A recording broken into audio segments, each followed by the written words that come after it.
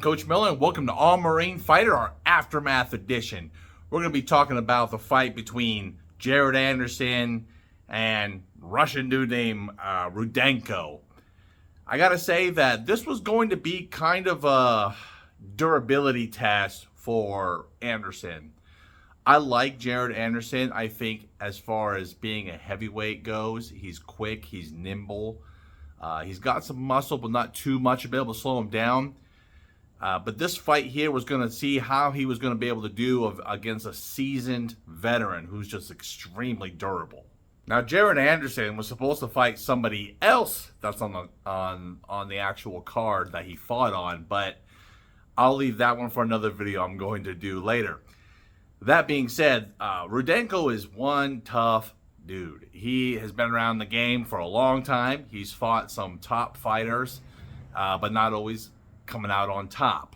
So he had never been knocked out either. So this was going to be kind of a durability test for Jared Anderson. Somebody's going to be able to eat his shot and just walk right through it. So what is Anderson going to do? So it's going to test some certain points about him as being a heavyweight boxer, okay?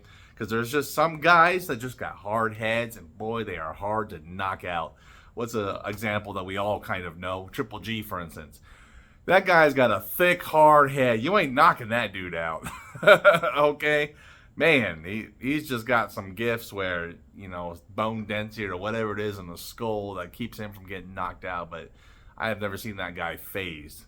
Now, he's been phased to the body, though, before by Canelo, but that's a different story. But as far as dazing him upstairs, yeah, Rudenko is kind of the same way, right? Thick, tough dude, really hard to get out of there, okay?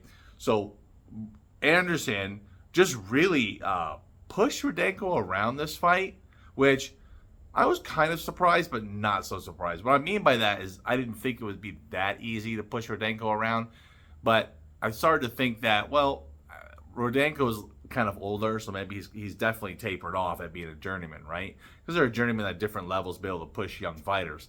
So he's definitely tapering down. So he was getting pushed around quite a bit by Jared Anderson, but he was eating every single one of his shots. We also found out a little bit more about Jared Anderson. I'm kind of torn with him, just only because when asked what was his motivation to fight, he basically said money. Now, don't get me wrong. When we go into professional boxing, we want to make some cash. But if money is the only motivator, you don't stay in the game very long, because how much money is enough? Enough to buy you and your family a house, have a little bit of cash on the side to be able to invest. I mean, how much money is actually enough?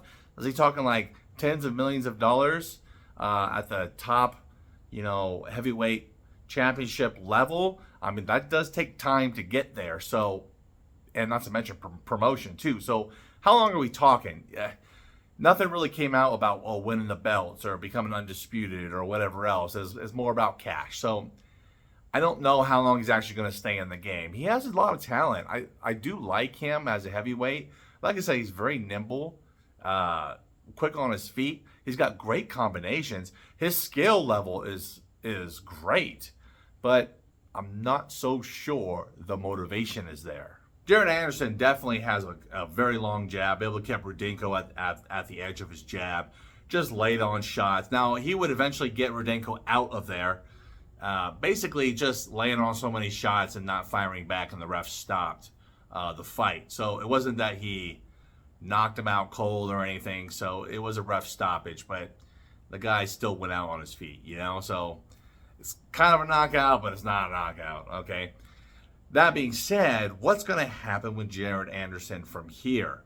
Now, this is going to put him in a very good position for a mandatory slot. So, hopefully, he stays in the game long enough. But we got some of the top heavyweights that they got to fight it out. I don't think Anderson is going to be a good mandatory to fight at this moment, okay? If anything, I think he should wait on that. Definitely wait.